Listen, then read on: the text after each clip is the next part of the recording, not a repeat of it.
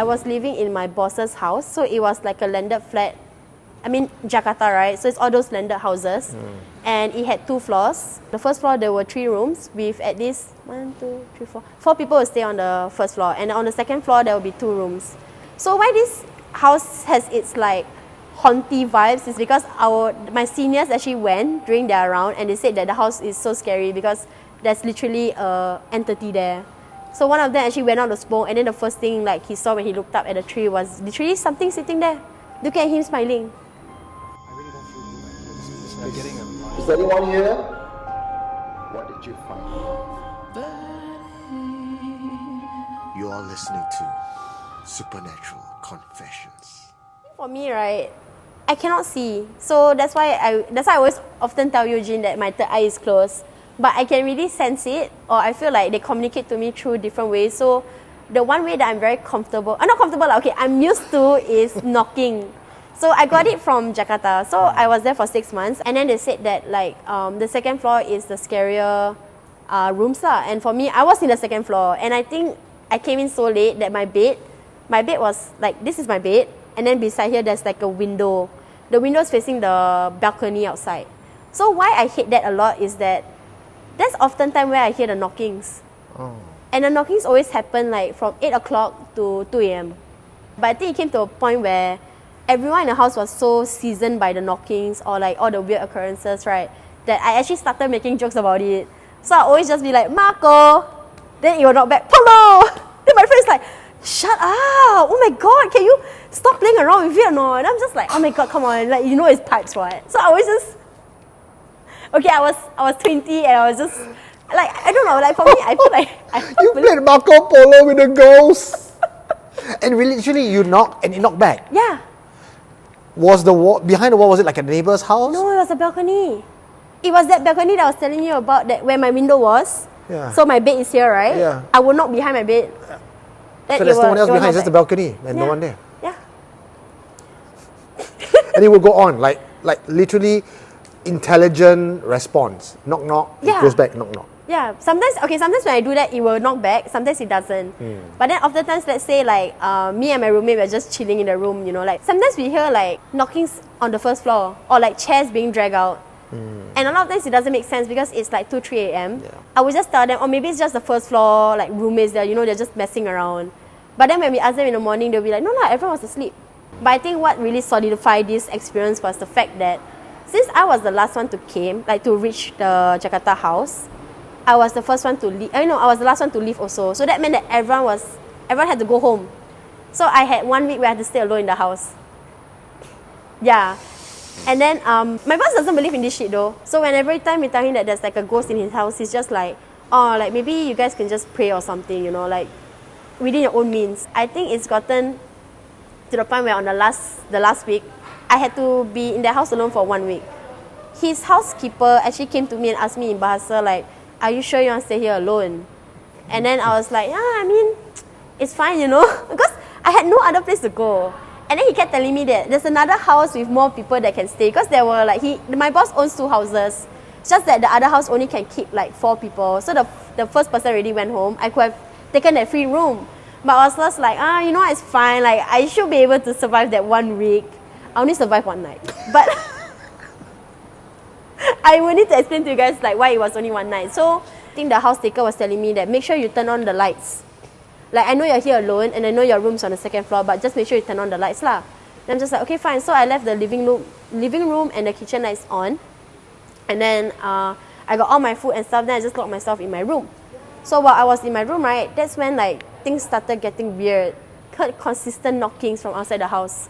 But the thing about knockings, right, is that you can tell when the knocking is just beside you, or if it's like up, or if it's like from the left or the right. You can hear the distance of where the knocking is from or how close it is. I opened the door. I made sure that my mom's like little Quran speaker was playing at full blast. The knocking became faster. The knocking started going around. So on the walls, on the door. Walls, on the windows. It came from my door also actually. I'm trying to distract myself to Skype with my friends back then. My friends were all like, hey, why are you so bad? Like, why are you ignoring your roommate? Like, there's literally someone at the door knocking at your door. And then I was just like, my roommate took the first flight home already at 9 a.m. There's no one here. Then they were like, Oh. So that means I wasn't the only one that can hear the knockings. Even my friends on the video call could hear it too. I think I eventually fell asleep because I think around 2 a.m. the knocking stopped. And then I woke up again at 3 a.m. because my aircon suddenly turned off. I think the next day, the caretaker looked me in the eyes and said, okay, you know what, let's just leave. So I was just like, okay, now let's just leave. So he helped me actually to move my stuff and everything. Like that was not in his job description or whatsoever, but he actually did help me pack my stuff and then we moved together. It came to the point where I was eating my leftover fried rice in the kitchen and I was just looking at the door. So there's this dining table was facing the courtyard at the back. So the door was slightly open and I was just looking at it. I was just like, it's been a long time coming. I just say like that. Then the door just shut. It's been a long time coming to mean what? I think when I say it's been a long time coming, it was just more of me trying to come to terms with the fact that my internship was ending. Like I really enjoyed my internship. Okay. And another thing was the fact that I had to give up this big mansion by myself just because of that one night, and I just didn't have like the balls to stay any longer. So I was just saying like it's been a long time coming, more to myself. But I think it probably took it as I was talking to it. So it just like slammed the door. The door slammed. Yeah. Could there be a wind? No wind. There was barely any fan in the house. And it was in the morning, right? Yeah, afternoon-ish. Do you check with the house caretaker about the stories of that place, like when you're moving your bags, your chit chat? Because obviously, when he moved your stuff for you, he wasn't even giving you an option. He looked at you in the face and says, "We need to go." Yeah. To me, that alarm bells and red flags all over the place. Like, Yeah, would you not correct. ask questions? I think for me, I did ask him actually on my first month. I didn't ask him on my last month. So the question I asked him on my first month was that, like, are you not scared? Because from what I know about him is that he cleans the house every day, even when it's vacant. So I would say that he spends more time in the house than anyone else that I would have known, or even my boss. And he said that like, as long as you're not alone in the house at night, it's fine. And then he said, as long as you're in pairs, it's okay. And then he always say, you also have my phone number. Then he also told me that like, just make sure that the house inside and the outside is clean. Those were the only warnings that he gave us. And I think there was this period of time where the front tree, so there's also another like little balcony. Oh my god, that balcony is scary because I think my friend saw something standing there before, but I could never see. So this balcony is facing directly to my door. So the doors are facing like that. Then there's like a spiral staircase. The balcony is here. And there's another balcony here. So the ones that I hear knocking is coming from this side, beside my room. The one that's over here, there's a tree on it. And then the tree actually started bearing fruits. It was a pink color fruit. I think it's jamu. So there's a tree on the balcony, or the branches just reach into the balcony? Okay, reach into the balcony. So But because it was so tall, Yeah. it So felt like it's on the second floor. So balcony is on the second floor. There's a tree outside. Yes. But the branches grew so long and far. yeah, that is on top of the balcony. Okay. Then I think something stupid that everyone in the house did was that we looked at the jamu and we were like, oh my god, we all should just take and eat it. After that day when we said it, and then we went to work, we came back, everyone fell sick. Where is this place located? According to the locals, they say that the house is located in a very expensive neighborhood. Jakarta. Jakarta, yeah. Central Jakarta. Some drivers actually don't really want to pick us up whenever we try to grab and go out for dinner and stuff. And then sometimes when they do grab with us, right, they actually tell us stories about the area. So they said that the area was very known for like demons and stuff. Okay, now I want the address. Where is this place? I can send it to you. Okay. Yeah.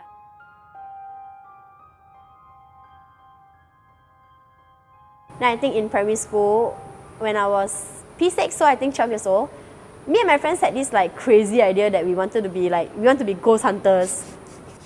Kids being kids, right? So a lot of times what we did was that we would always stay back and then we would actually investigate the school hall. I think it was just me, another girl, 2 guys, and sometimes it would be more guys would join us, but usually it's just these 4 of us. So the first thing we did was that we locked ourselves inside the equipment room in the hall. And then back then we had Nokia phones. So I think mine was the Samsung phone where you have to flip out and you get a keyboard, right? So I used that phone. Then we actually asked 3 questions in the room. She asked what's your name? How old are you? Why are you here? So we were both recording it on our own phones. And after that, I think after we asked the 3rd question, someone was like, oh my god, get out, get out, get out. But when we got out of the equipment room and we played back the audio, right, what she recorded and what I recorded had 2 different whispers. What I heard was her name is Mary and she's 8.5 years old. The ghost. Yeah. Then I think it got freakier and freakier as we started hanging out in the hall more Pause often. you there. Rewind a bit. Okay. You said that she also heard something. You heard Mary. I heard Mary. 8 years old. She heard something else. Yeah. What was the whisper in hers? Nina, 12. So there could be two spirits there. Yeah. So what I understand was that they were both sisters. So we were like, oh my god, that means there's something here, we need to explore more. So every time after class or what, we'll just go to the hall and we'll just hang out and stuff. One of the guys, right, I felt like he was more sensitive to these things. The school hall is here. Then there's the backstage. So at the backstage, we had 2 changing rooms, one for male and one for female, like for guys and girls. The doors to my knowledge, right, is always locked. But apparently only he can open the doors. And there was one time where we literally saw him walk inside, he didn't come out for an hour. And then when he did, he was just like, we asked him, what do you see? Then he's just like, oh no, you're not allowed to come in. So we were like, okay, never mind, maybe he's just full of bullshit. But when we tried to open it, we couldn't. It was locked. But he went in, he went disappeared for an hour, he came out. Yeah. He was not himself. It felt like he wasn't himself. And he said, you're not allowed to go in. Yeah. And then he walked off. Yeah. And then he made sure he closed the door. So when we tried to open it, it was locked. Could it be, is it like a twist lock, a key lock? Key lock. So he closed the door, he didn't lock the door. Yeah. Because you all were there talking to each other. Exactly. Closed the door, he turned to you, he said, you're not allowed to go in, and he walks away. Yeah. So, from your memory, there was no putting key, lock the thing. No. It was not as if you could press a button behind and close the door to lock it. No. It just locked by itself. That's one of my biggest mystery until now. Because I cannot fathom how that works. That actually scared me a lot. So I try my best not to think too much into it. But I think the part that stays with me was how like, okay, so this was with a little group of friends and they were not from the same class as me. So I had best friends from my own class that were like, hey, why are you not like going home with us anymore at 12? You know, like you can always go for lunch at McDonald's and stuff. But I'm like, no, I need you guys to see this. So I brought it up to the hall. From my memory, it was a very sunny day and there was no wind. And y'all know that the curtains in the hall is quite heavy.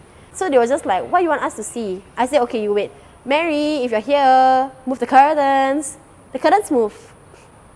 Like it was moving quite vigorously actually, I would say. And then after that, my friends were like, no lah, maybe it's the wind. And I was like, what wind? Okay, I asked again. Mary, sorry, my friend don't believe. Do you mind like moving both curtains on each side of the stage? Both curtains started moving. And then that's when my friend was like, okay, that's it, we're going home. Have you gone back to that school since? No, which is a bit sad because I do want to go back and just like walk around and see. Is school still around, right? Yeah, it is. And likely the spirits will still be there. Probably, yeah. Okay. Eugene, he's giving me the, oh my god, why didn't you tell me this sooner, eyes? This is the kind of person that if there was a horror movie, she'll die first. When Tamla, the ghost, talk to the ghost. Come friends, let's see the ghost move curtain. Old mansion, live there alone, don't want to... will die first on confirm.